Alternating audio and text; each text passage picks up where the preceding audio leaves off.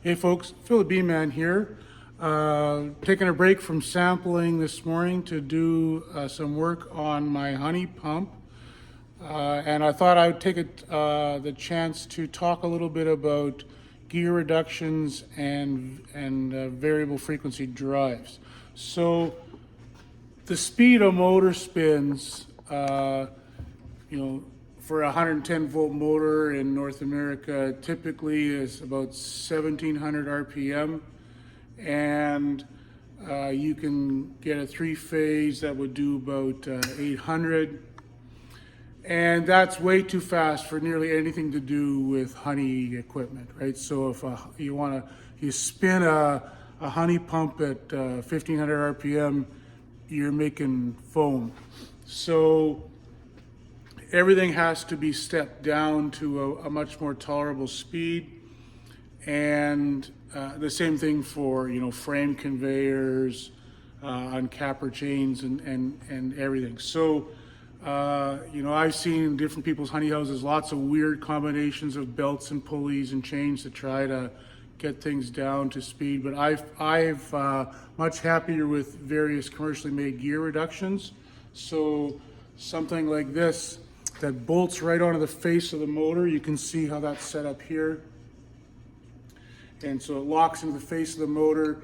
The input shaft of the motor goes there, and the output shaft of the motor is here like that. And you can mount it right to your pump or to your wax press or whatever. And for a honey house, there's nothing, it's much easier to keep clean than a belt and pulley system, much less chance of entanglement of clothes or fingers. And so, this honey pump here, it's almost impossible while it's in operation to get your finger in there. It's not, someone could figure out how to hurt themselves, but really, it's not possible. And then the wash up, you can pressure spray this whole outfit, and away you go. A lot of folks will say, why don't you just use a variable frequency drive like this one? This motor is set up with one. Just adjust here a little bit. Right. So this is off of a wax press, and it has stopped working, and based on my testing, the variable frequency drive is kaput. And I think it wasn't sufficiently protected from wash down. A little bit of water got in there through it had a cover, but I don't think it was good enough. And even though that variable frequency drive, you can adjust the speed of the motor up and down. You can't go that slow because the motor has to turn fast enough for the fan that's in the back of here. It has to turn fast enough to cool the motor. If you have that motor turning at, say, 20, 30, maybe 100 RPM, that something like a wax press needs, it's still using a tremendous amount of power, and so you're going to cook the motor unless you have the fan at a sort of an effective speed. So even that setup was supplied with a gear reduction and then the variable frequency drive. And honestly, I'm going to rebuild this now, and I'm just taking that frequency drive right out of the picture. It's cheaper to buy the right gear reduction than it is to replace the variable frequency drive, which is going to crap out when one of your employees, or maybe even yourself on a bad day, blast it with a pressure washer. So even though I've played with these variable frequency drives, they're a tremendous tool in the right circumstance. They have lots of nice features, like a nice soft start, rather than click on, and like my air compressor has that, and it's, instead of having that screech of an air compressor starting up, it just winds itself up, and at sort of the comfort level of that, it's probably easier on the machine as well. But for honey house equipment that tends to sort of run all day, do you really need that fine-tuned speed adjustment, or can you just figure out what speed you actually need and get the right reducer and just install it and go? So that's what I've done with this honey pump here. It was having trouble keeping up. This is a 1.5 inch Jabsco pump, and if this is the pump that pumps my honey from my wax spinner to the storage tank, and it can't quite keep up. If we're having a really great day extracting and we're going to do 16 barrels of honey, it just can't. It can't keep up. So I wanted to just increase its speed a bit. So I've ordered a replacement reducer, and so this one, it was fitted with a 20-to-1 reduction, and now I'm going to fit it with a 10-to-1 reduction. So I'm I guess doubling the final output speed, but that should, my calculations are, it would end up in a comfortable working speed for the pump, and yet now that pipe will cycle on and off every time the float switch on the wax spinner sump raises. It'll click it on, so it will run less time, but it will run, somewhat faster. So instead of reducing from by 200 or 1/20th of the revolutions, it'll be 1/10 of the revolutions. So if this is 1700 RPM at 1/10, it'll now run at 170 RPM. That's not crazy fast. Now that was crazy. That is fast enough, and quite frankly, and at the 20-to-1, it's running at something like 85 RPM. That's nice like that, and it would still, if that pump was dry, it would cook the rubber impeller in there over a period of time. It would happen. The cooking of the impeller would happen faster at the higher speed. So part of this is setting this up so it doesn't ever run dry. All right, I'm going to swap these out. This is a setup I made myself. So I have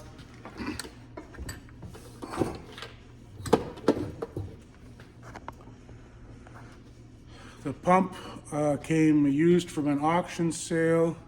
Motor came from my local farm supply place, and I got that drive, I think originally online from another purpose, and it was adapted here. And then the whole thing is screwed down or bolted down to a sheet of hard plastic as the easiest way to make a food safe base for the whole thing. Could be, the other thing I would potentially use for that is a piece of aluminum or something, but that plastic works pretty well. So if I come around the side, I'll turn this. It's a pretty Canadian kind of red-green situation, because I have, and the other thing I have is a reversing switch. Even without a frequency drive, you can still install a drum switch, just like an encapper has, on the pump motor, so I can back that pump up and I can drain it empty at the end of the day, especially if we're breaking for a weekend. It's nice to have that pump empty so the honey doesn't granulate inside. And then I've got the motor itself sitting on a couple hockey pucks, which are food safe, just to carry the weight of the motor on that plastic sheet. So the whole thing is washable, and you turn the pressure washer on it, whisk it right clean whenever you want, and it does a good job. But just got to speed that pump up a little bit. So that's today's project. Okay, the first step here will be to loosen the motor from the base, removing the hockey pucks.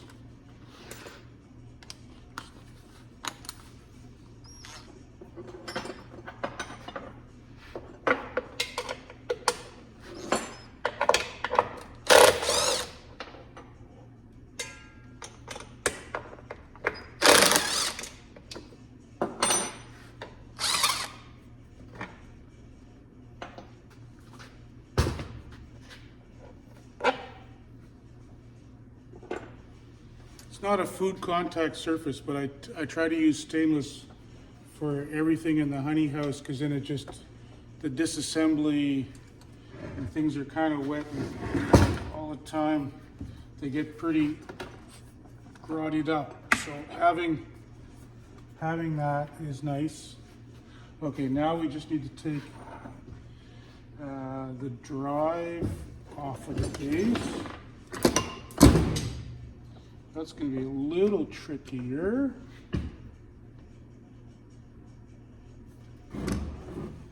Looks like that's half-inch too.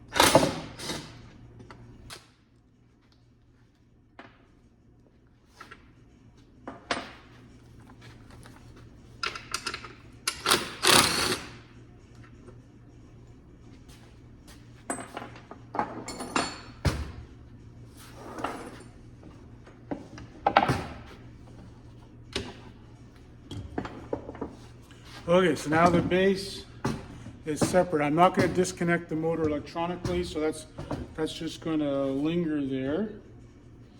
And now I want to, which is easier, taking the pump off. That's been on there a few years.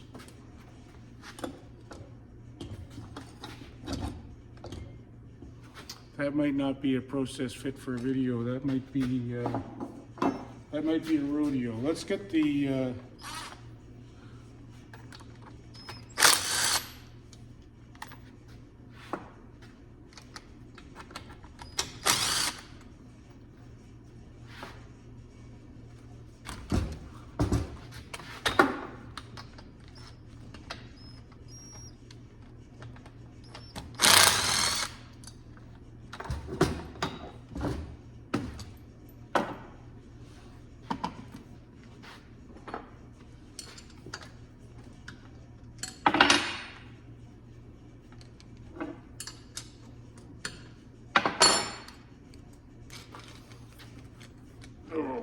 that doesn't want to come very badly either.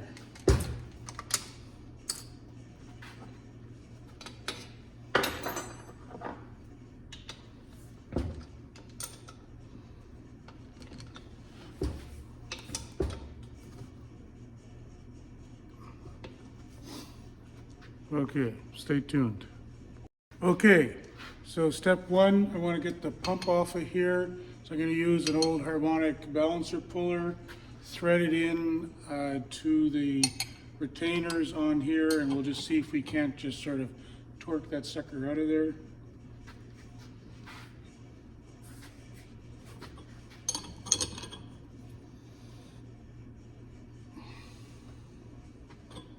I did put a little bit of fluid on the shaft. It is coming.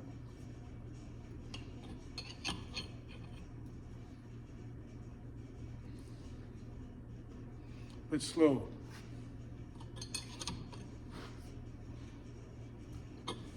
I think I got about as much torque on there as I want. What I'm going to do now, spray a little more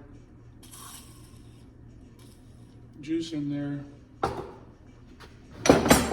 lay it down so it settles in there, and go for lunch. And that oil will work its way in, and ideally what you want is for that thing to decide just to go on its own to relieve that pressure. Okay, we've had our lunch. It looks like it's moved a little bit. And I'll just see if I can turn it the rest of the way off. Holy smokes.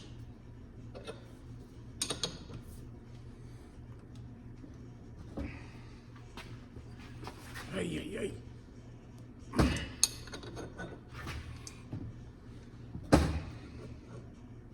It's moving. This is why it would be nice to have everything stainless, I guess. I don't know if you can get these kinds of units in stainless steel or not.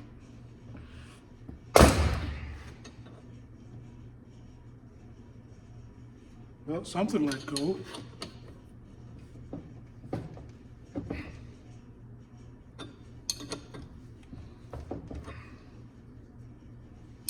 Yeah, I think we got it now.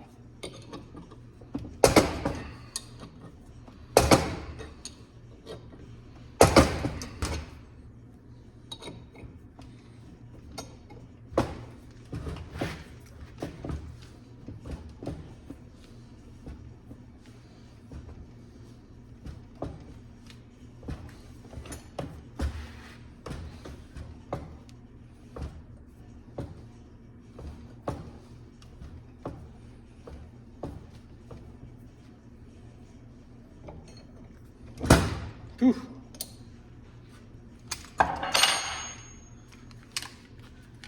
Okay, so you can see the corrosion on this thing. And there's not much, it's just enough to make it really sticky. So I have to clean all that up before I reuse it. Okay, I make a little headway on the other end of this thing, getting it off the motor, and I'm just reaching in both sides and prying without trying to break anything, and I'm just gradually getting there. Oh yeah.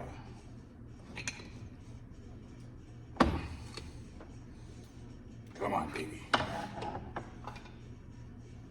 It looks fairly clean in there. This should be pretty well sealed the way it's put together.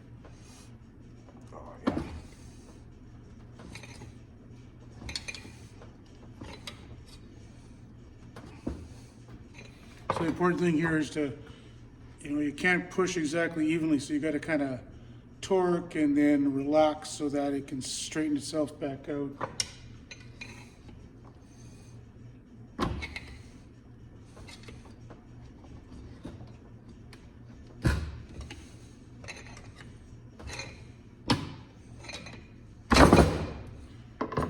Hooray! So a little bit of corrosion here, that was fighting me, but not very much. So now I'm going to clean that up. This one I'll oil up so it'll be usable again. And we're swapping in the new reduction that'll be half as much. Okay. So I'll clean all this up and get ready, and then I'm back together.